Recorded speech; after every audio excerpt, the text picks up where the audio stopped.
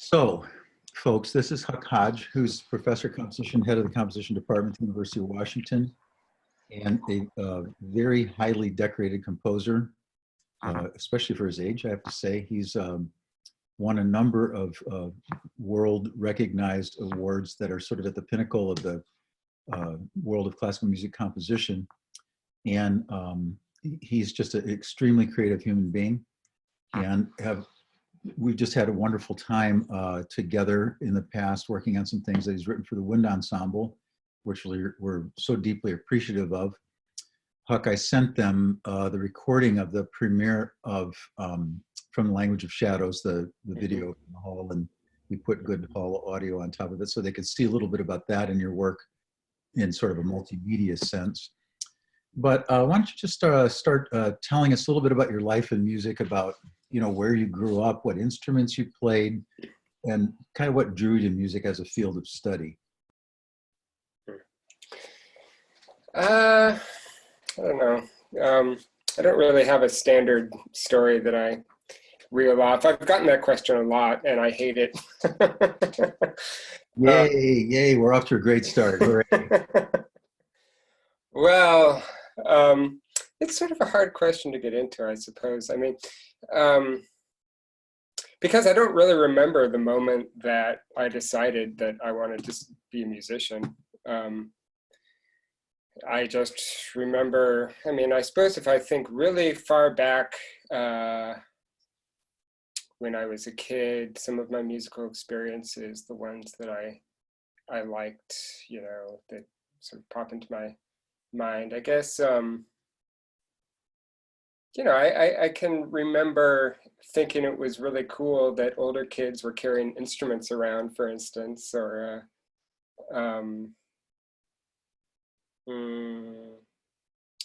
trying to figure out by ear different, songs or whatever that, and being, I guess, at least at the time I thought reasonably good at that.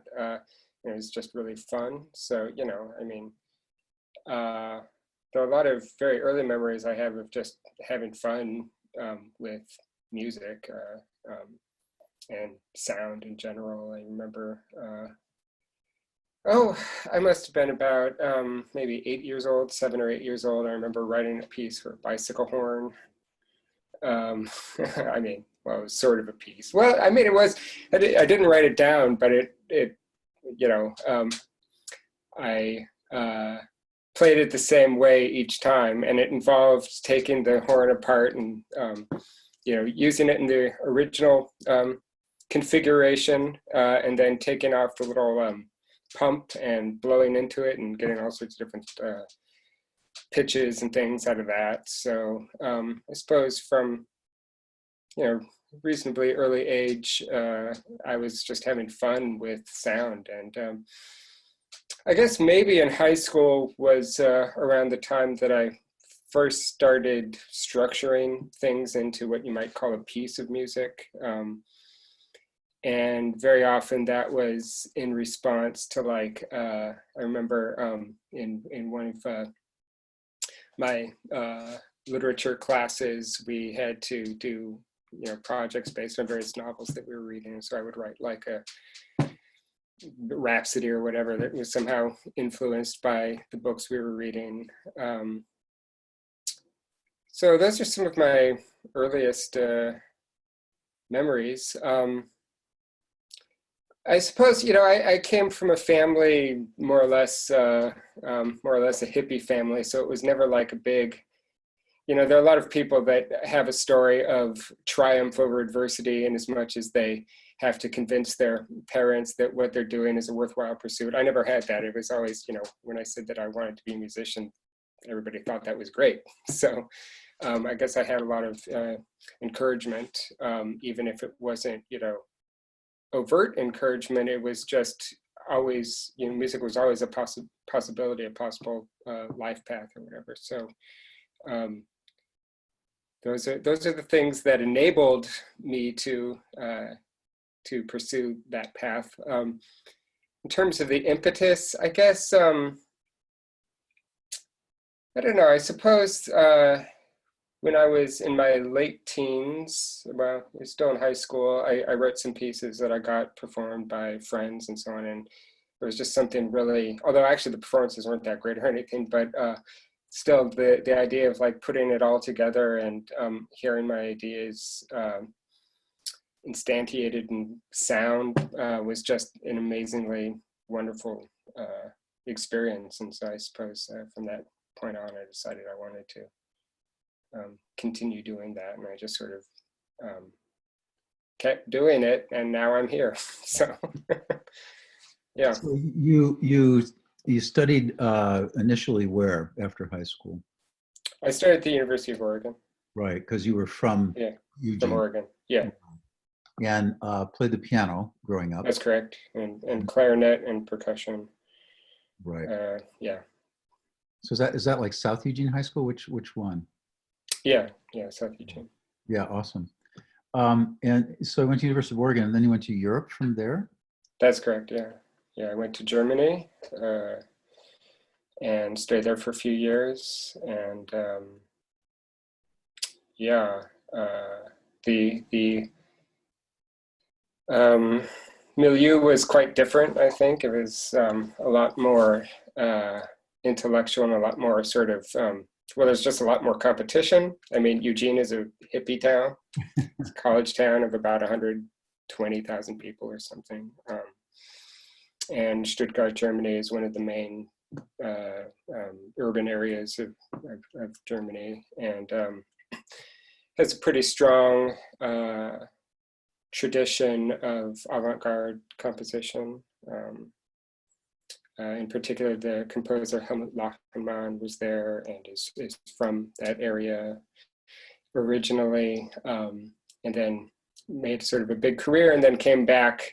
And as a native son, he was extremely influential in the area. So that definitely was an influence to a certain extent, although in many respects, I absorbed the things that I liked, and I reacted against the things that I didn't like about it. But that's true of every influence that I've had. So Sure. That's a common. yeah, That's very common. So, mm-hmm. what was your takeaway? What was useful about that time, like to your creative process? It sounds sort of stereotypical because we tend to think of Germans as sort of crazed rationalists or something. But I suppose my immediate answer would be that it made me think about structure in a really thoroughgoing, nuts and bolts way. And when I say nuts and bolts, I don't mean, just like the fundamentals that you need to know and then you forget about. I mean, understanding how, if you're working really precisely at a nuts and bolts level, you can work all the way up to these great, grand, expressive statements, these sort of really amazingly rich and versatile and expressive musical works that go out, where the structure informs everything all the way down to the smallest level. I mean, it's sort of actually it's a very traditional way of thinking, I suppose. That one of the things that people most admire about Beethoven is precisely that. The way that the Ninth Symphony is this great expression of joy and fraternity and enlightenment and so on. But if you look at it on an atomic level, there are all these structural things that are in force, and there's nothing that's extra about it. There's nothing that's fluffy about it. Everything informs not just the structure, but the expressive potential of any of his pieces. Everything at the atomic level, at the note-to-note level. So I suppose that was one of the things, and then also it was just nice to be, I suppose, confronted by a way of thinking about art and life and music that was quite different from what I experienced up to that point. So, I think I want to back up just a second yeah, because sure. I think about these students in this process that they're Hmm. starting to wrestle with. And I think that's something you said that was really critical, and I want to make Hmm. sure that I understand it in Hmm. terms of the fact that if it sort of attaches itself to your process, which I think it does, is what you're saying, the notion of taking something small and making Hmm. something small, beautiful and good, and that can be malleable, Hmm. and not set out to compose something that's massive and huge and four movements and whatever. Right. You're starting with the smaller idea. I think that I would hope that would be freeing to the students to some degree, Hmm. just Yeah. to make something Yeah. beautiful. Is that Yeah. is that sort of your process, like to this day? Would you say? Oh, I don't know.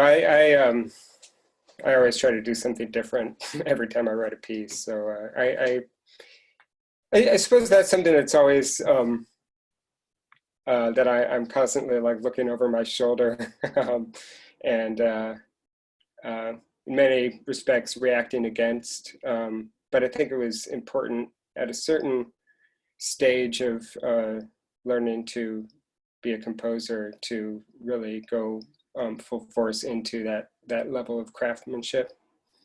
You know, I think that people can get seduced by craftsmanship to the extent that that there are a lot of people that write pieces that are amazing on a technical level, but somehow empty in the other respects. And so it's craftsmanship can be very seductive, but I think it's a stage that you have to go through, just honing that element of craft and and it's hard to master craft. It's not like it's an easy way out or anything, but the problem is that once you've gotten to a point where you feel comfortable on a craftsmanship level, that's not enough. Then you move on. And a lot of people just stop once they've sort of mastered the thing that they do well and that has made their name, and maybe whatever sells tickets, or whatever other sort of metonym you want to use to describe success. Yeah, but I think starting small is always great advice, and to remember that the greatest pieces also are great on a very sort of molecular level, and you can actually work your way up from that level of note to note kind of stuff to really pretty epic proportions if that's what you want to do. Yeah, I one thing that's kind of cool about Huck's music, you guys, is that it doesn't sound the same piece to piece, work to work, although there are little traits that I would know if you know his output. But when we after we did the From the Language of Shadows, which I sent to you guys, then a couple 3 or 4 years later, we put together another consortium commission. A bunch of universities, I think 18 schools or something like that, went in on that. Mm-hmm. And Huck wrote sort of an anti-trumpet concerto for the wind ensemble, played by David Gordon. And I remember you saying that, and I may be misremembering the exact quote, but something about the fact that the piece, you decided to do something completely different, not that you were sick of what you had been doing, but it felt like a necessary move for you to come at it from a completely different perspective, one that you didn't employ in the other piece you wrote for us, or maybe a piece leading up to this, Mm-hmm. which kind of underscores what you just said, that you felt that need to do that. Mm-hmm. If you don't mind me asking, like in specific, what was it you were trying to get out from underneath by doing that? And what direction did you take? Um,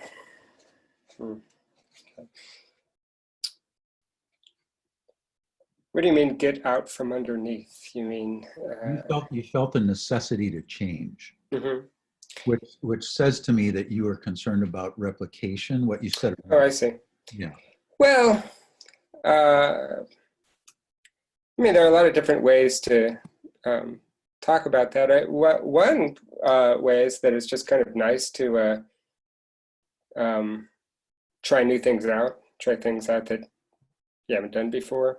I think there's a lot of pressure in our culture to express yourself in terms of a brand.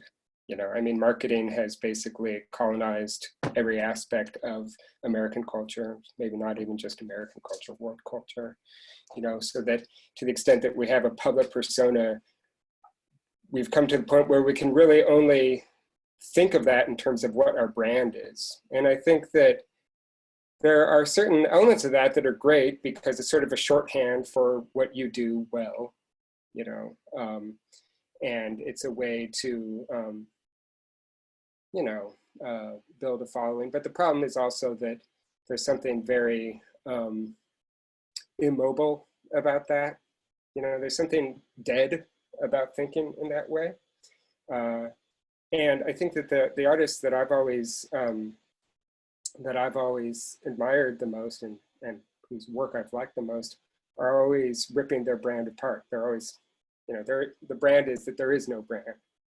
And so I think that that is one of the major ways of describing that aspect of, you know, for me, creation and artistic expression isn't about, you know, making this edifice, you know, this basically marketing image that people recognize in terms of a style, in terms of a genre of music or whatever, but rather always trying to do something new, or at least something you haven't done before.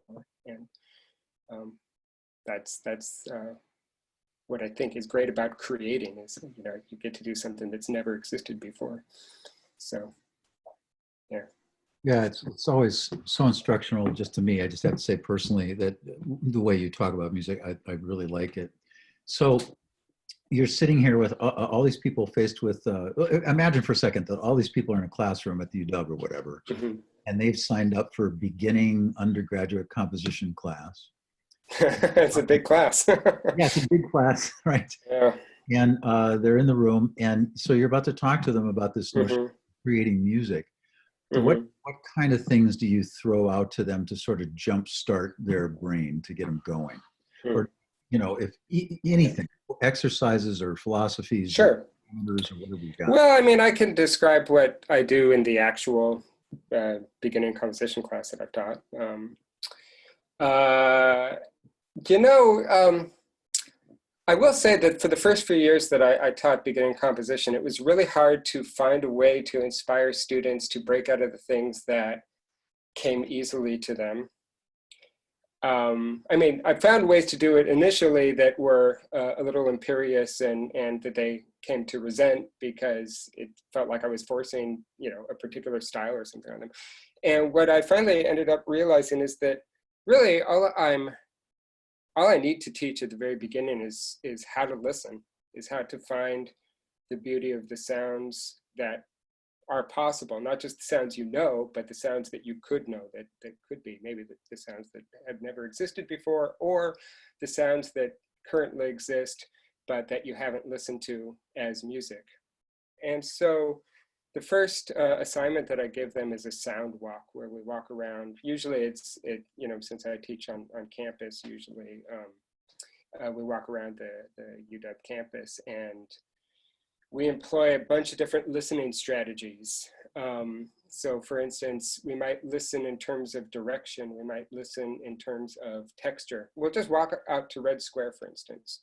And one of the things I'll say is, okay, choose any sound and follow that sound. And so let's say it's a person that's walking by you. You listen to the way that their sound might stay reasonably the same, you know, but it changes relative to the context that it's in, and it changes relative to your distance from them, and so on. And so that there's already sort of a musical structure inherent in your relationship to that person or that sound in space that changes, even if the sound itself, you know, in some sense, isn't changing. You know, it's the sound of their footsteps or the sound of, I don't know, maybe they're in a conversation or something.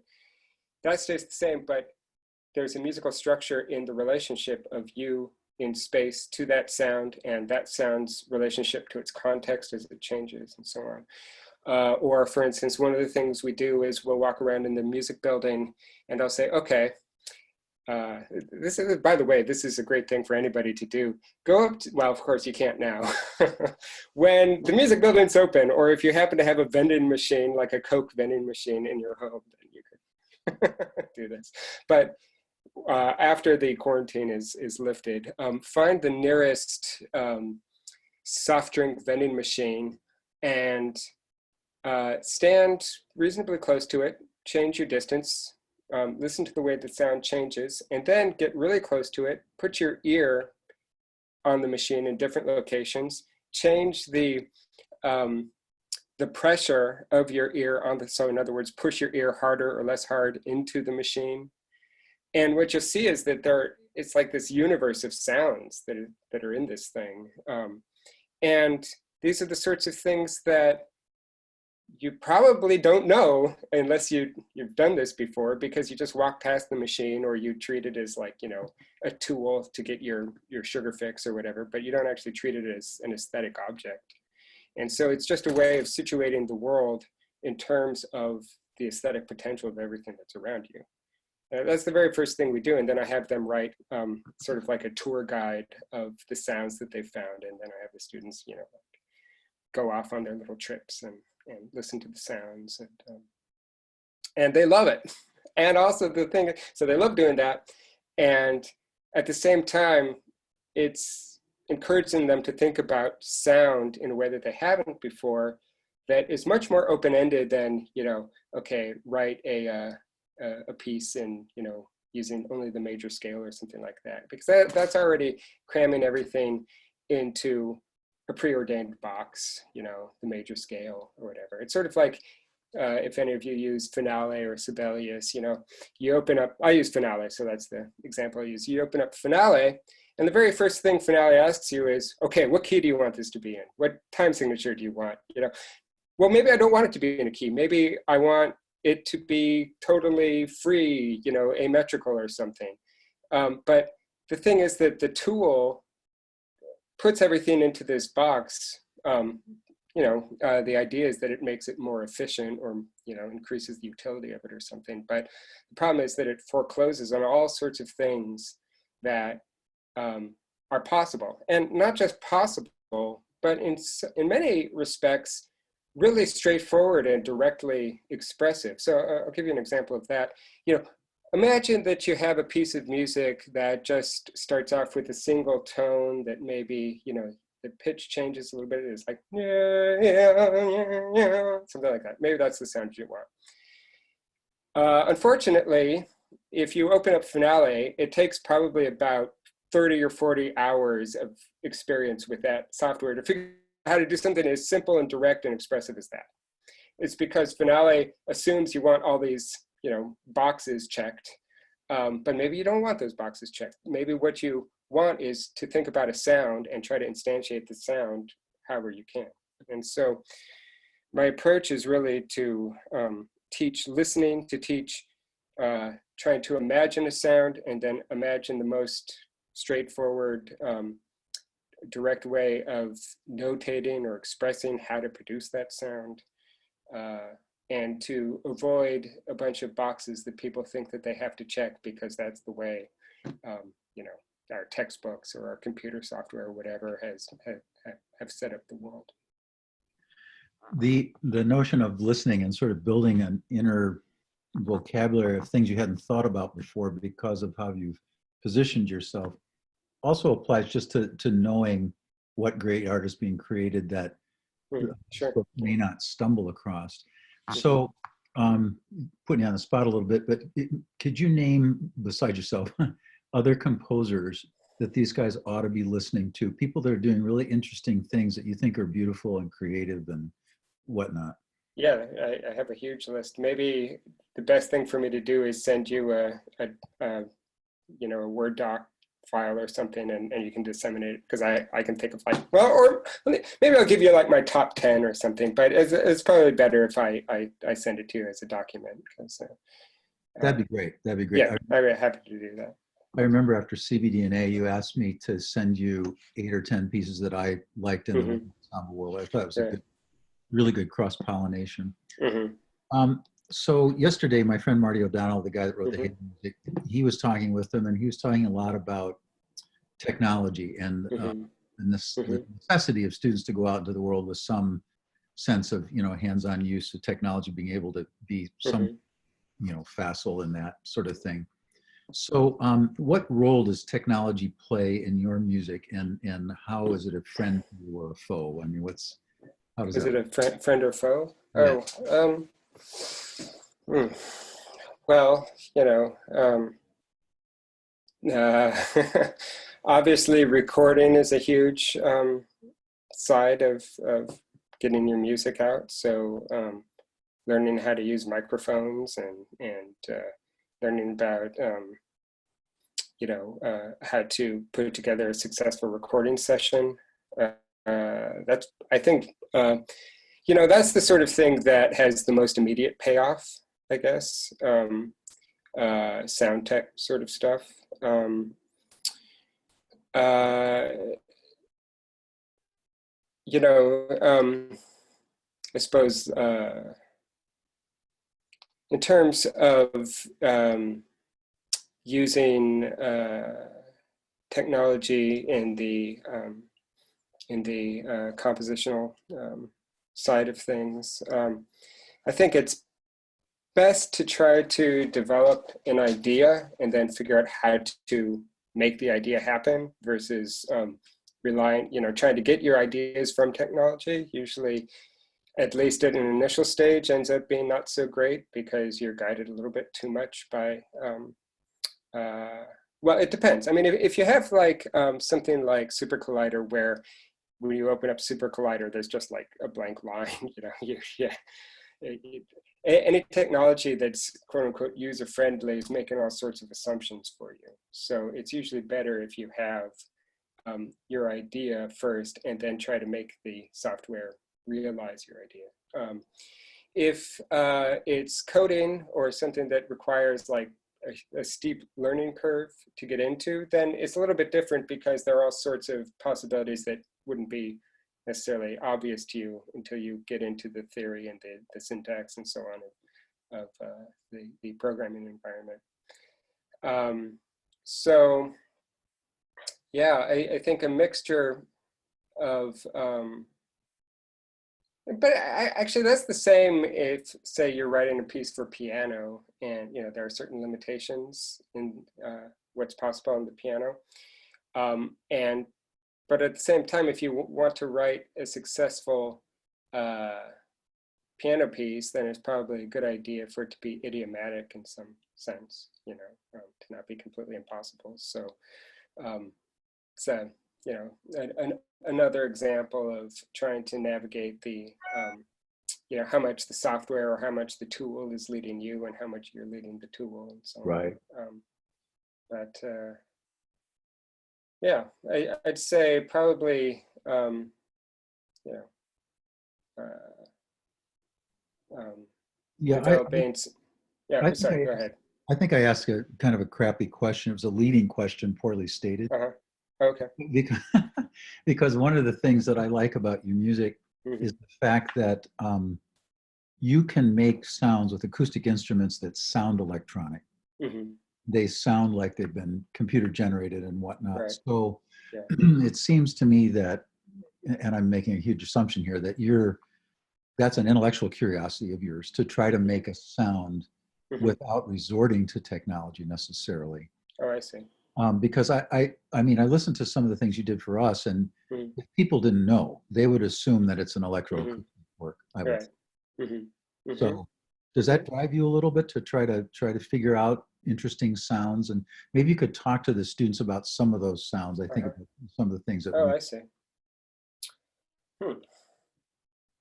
and some of the great YouTube videos that you sent us about Mm-hmm. how to produce those sounds. A lot of those were made, I think, in Europe and stuff, like the Super Bowl and the timpani head and some Yeah. stuff with the Right. string voices and the pianos and stuff. Yeah. Hmm. Um, I mean, sometimes I've described what I do in those terms. I don't think that that's a really, like, if I'm being honest, that's not necessarily such a concern, you know, trying to not be electroacoustic or whatever. It's more that I just like sonic richness. And so, and I will say that a lot of those sounds and I suppose the appetite for finding those sorts of sounds was informed by my experience with electroacoustic music. So it's not so much a matter of trying to not be electroacoustic as it is trying to find the hidden powers of the objects at my disposal, you know. And so in the case of, say, a clarinet, some of those hidden powers might be the fact that you can get 6 different pitches at the same time if you know how to do the fingering and the embouchure right, or, you know. I will say that quite often, if you're led by the technology, you can often have a problem of being only interested in the technical aspects of the piece.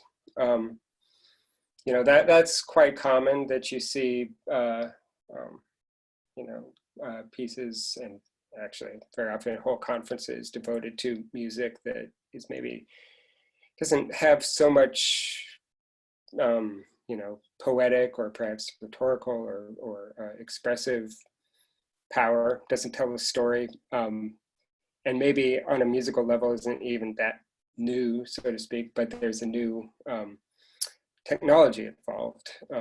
And so that's the sort of thing I would say I try to avoid, to, you know, getting too focused on the technical aspect. But that's the same sort of thing. I think it's very similar to what I was saying when people are developing a brand, you know, and they get stuck on, you know, this level of technical mastery that, and confuse technical mastery or the technical apparatus that you use to create a piece for the piece itself, or for the, you know, the expressive element that I think is at the heart of musical creation or any sort of artistic creation. So for me, it's really a matter of trying to keep that, I think in some sense, overly materialistic or overly technical element in check, you know, to always have technology or technique be in the service of something that I consider to be greater or bigger, namely the expressive potential, the potential of telling a story, of saying something about how I experience the world, and finding the nodes of intersection between my experience of the world and other people's experience. So you're talking here quite a bit in this last few minutes about kind of narrative in the music, the degree to which that comes to play. Yeah. So these students, in their initial exercise here, and I'm going to have Chris talk about this in a minute, they're just improvising over a 15-second drone. Then they're going to send in those stems, and we're going to work with it and mix it and enhance it and goof around with it. Can you talk a little bit about, I guess out of your own experience, about the role of improvisation in the initial stages of composition, and what kind of tools you can bring to bear to mess with something in a real fundamental way? Yeah, sure. I mean, I think one of the things about improvisation is it's kind of like that sound walk idea that I was talking about.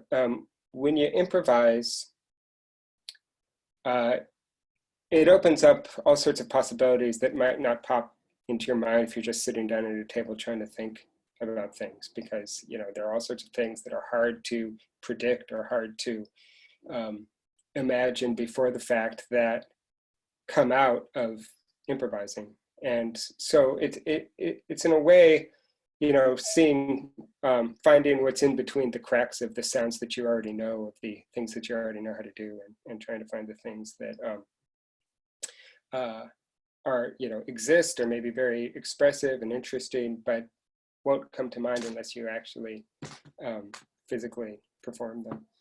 And also the problem is very similar to what I was talking about with technology or stylistic technique, that if you rely too much on the things that, the decisions that your instrument already makes for you, then that can be a problem, So I think one interesting strategy might, not necessarily, it could be that the music that comes out of this is terrible, but maybe it just is sort of like what the philosopher Daniel Dennett calls an intuition pump.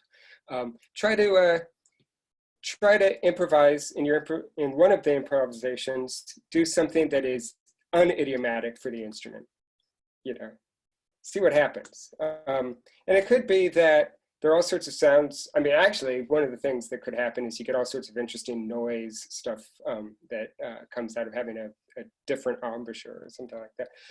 Or one of the things that might come of that is finding something that doesn't work very well in your instrument, but gives you an idea of how to work for a different instrument or something like that. So I think it's important to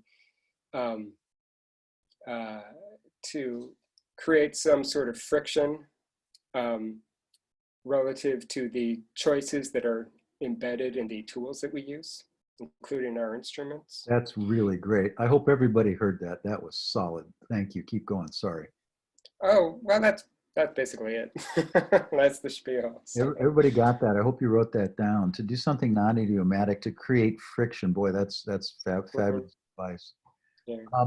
So, Chris, I had a great talk with Chris earlier today in his lesson. He was telling me about recording this 15-second segment. Chris, if you can, would you mind telling Huck about that, about your experience with that? Yeah, so I'm Chris. I'm one of the TAs for this class. I also play clarinet. So for this assignment, like Professor said, we have to record a 15-second sort of improvisation on a drone. And the thing about this is we're separating the teams based on our instrument. And each team will have an anonymous collection of sounds from every team member. And then everyone in the team has to arrange these 15-second recordings into something. And so my personal experience doing this, and I'm sure a lot of the other members have a similar experience, is you start out trying to explore, as you said, non-pneumatic sounds or trying to come up with something that didn't exist before. But then there's this other idea that someone else is going to take it and use it in their thing. So you want it, you kind of feel like you want it to be good enough or useful enough to other people. And so that was a really fascinating experience in that you're sending off something to other people that's going to be used, and you don't know how it's going to be used, but you want it to be useful. You want it to fit in with other stuff, and you don't know what that other stuff is going to be. Yeah. Yeah, that's interesting. It in some sense keeps you honest. You have an obligation to the other people to do something that sort of bridges the gap between your voice and their voice and so on, which is interesting. But yeah, that sounds good. Yeah, I'd be curious to hear from other people about your experiences relative to what Chris is talking about, your initial submissions and roadblocks that you're having. No questions are stupid, everybody. I mean, to me, one of the best questions you could ask somebody like Huck is, how do I start? What do I do? If Huck, so you get some, I don't know, a song cycle or something, and it's some mission for somebody in Budapest, and you want to do something. How do you set out? Do you look for parameters? Do you have a timestamp? What's your deal? Well, if it's a song cycle, I'd probably start with the text. If it's an instrumental piece, then I'd probably think about whether the instrument's involved. One of the things that I like to do as a composer is to create auditory illusions, illusions, illusions. So one of the things that might mean is making a group of instruments sound like a different instrument that's not part of the group, or trying to find the points of similarity between different instruments. So like, for instance, on brass, you can play breath noises that just sounds like, white noise sort of thing, and to see that that's similar to some of the sounds that percussion can make, snare drum or whatever, but that it's changed because of the parameters of say the trombone or whatever. And so, you know, I might write a piece where there's a snare drum thing, and then in the middle of the snare drum thing, suddenly you hear this other thing that sounds like a snare drum. It's actually just a trombone playing breath noise or something, and it gets louder. It's like, wait, where does that sound come from? It's like this is sort of similar to what you're saying about the electroacoustic element. It's like, it sounds like there's a recording of a, you know, some processed snare drum in the middle of the snare drum. And those moments of illusion are, for me, what make the magic of a piece of music, of a musical experience. And so, you know, I'd probably look at what instruments I have, what are the things that they can do that might make me think that, you know, one instrument sounds like another instrument. You know, what are the things they can do that sound similar, basically, and then try to find, or maybe make a list of sounds that are more similar to less similar. And then what you'll see is if you have 6 instruments, that it's going to be this really complicated network of sounds that, you know, are similar between 2 instruments, but not similar with another instrument. But then that will have a similarity to, you know, the first instrument that the second instrument didn't have, and so on. And so I, you know, maybe make a list of a bunch of sounds that seem similar, and then try to make some sort of story out of that. That's really fantastic. Thank you. Yeah. Thank you. So in your work that I know of, you are inspired by several different things, Mm-hmm. Stories and myths, Mm-hmm. and whatnot.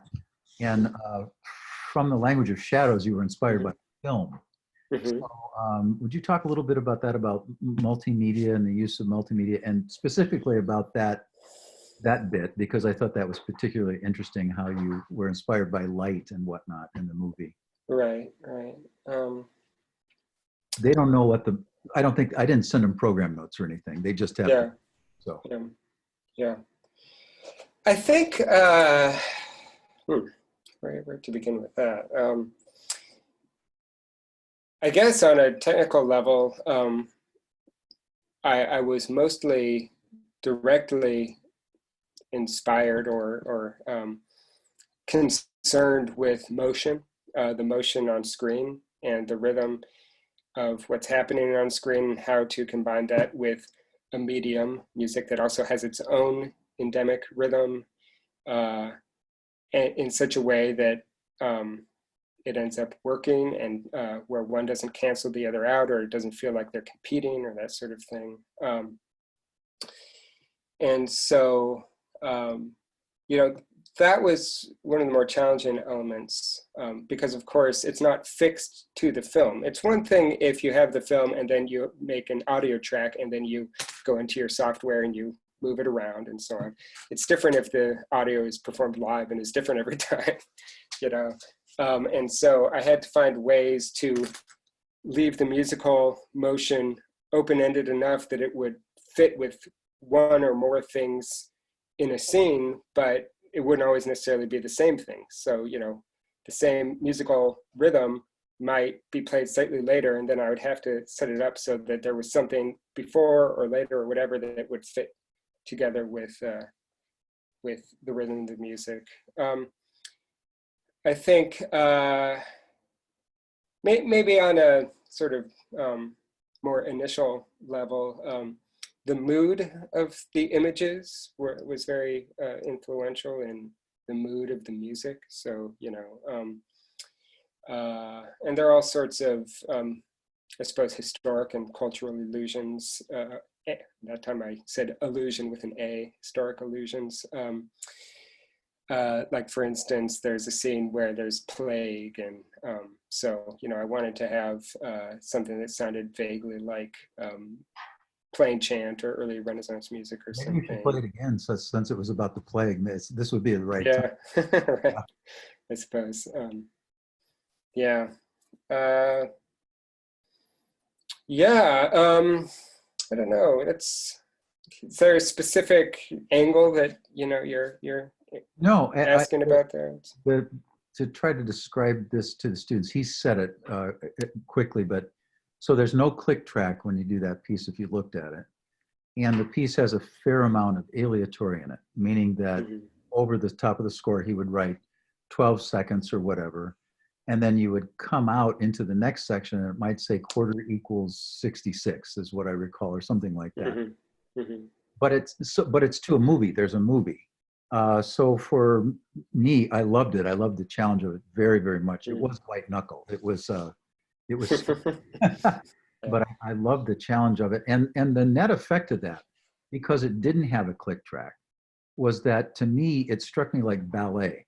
Like sometimes it was in sync and sometimes it was not, but it was reflexive to what was going on the screen and accompanimental in a vaguer sense. And that's what made it cool, because sometimes it would line up and sometimes it didn't. I thought that was genius. I just thought it was genius. And plus I was glad I didn't have to wear a headset. But anyway, yeah, that was great. Okay, we're about 50 minutes in here, so it'd be a good time for some questions. How are we doing that away? Let's get some questions going. Dan, are you on it? Yep. So we have a few questions, and one of the questions are individuals asking me to relay. So, so real quick, the first question is, do you have any advice for us to record with just our phones and laptops, any apps or software that you have found that has kind of the highest quality, potentially free, and any other accessible tools? Okay. Well, what I would say about that is if you're recording with your phones, it seems like you should do something that your phones do well. In other words, don't worry about having pristine audio quality, because that's beside the point if you're recording with your phone. So why don't you explore the possibilities of the phone itself? You know, the fact is that some of the things that we describe as, say, crappy audio quality aren't necessarily uninteresting musically, right? So like, for instance, if you record something at a low bit depth or whatever, and it has all these sonic artifacts, you know, you'll hear very in the background sort of like this kind of sound. Well, that could be musically interesting. And so I would probably try to find ways to accentuate those elements of recording with a phone that are more interesting, you know, that are musically interesting, that are maybe in tension with what we normally describe as pristine audio quality, because they have their own aesthetic potentials, and you know, you might be able to make something really interesting out of that. And also, partly the reason that that's my answer is because whenever I've done any recording, I always try to get, you know, high-end equipment, and so I don't actually have any experience trying to make high-end quality recordings, high-quality recordings with a cell phone or anything. So, and I think it's beside the point. It sort of doesn't make sense to try to do that when there are all sorts of things that could be interesting that would come out of the shoddy, quote unquote, shoddy recording quality. Could be musically interesting. I think that's absolutely true. And there's a lot of freedom in that for everybody. If you think about that you're contributing your instrument and the cell phone noise as a part of musical pastiche, that's great. Good, more questions. All right. The next one is, how does light or visuals play into your creative process outside of sound? Is it near the end of the process, or how/when do you start considering them, if at all? Well, certainly if I'm doing something with video, then it's important. But I would say that color is generally, I tend to think very coloristically. And so I think of sound in terms of what sort of colors it makes me imagine. It's not necessarily synesthesia in the sense of physically seeing the colors, but I have mental associations between different kinds of sounds and different, you know, kinds of colors.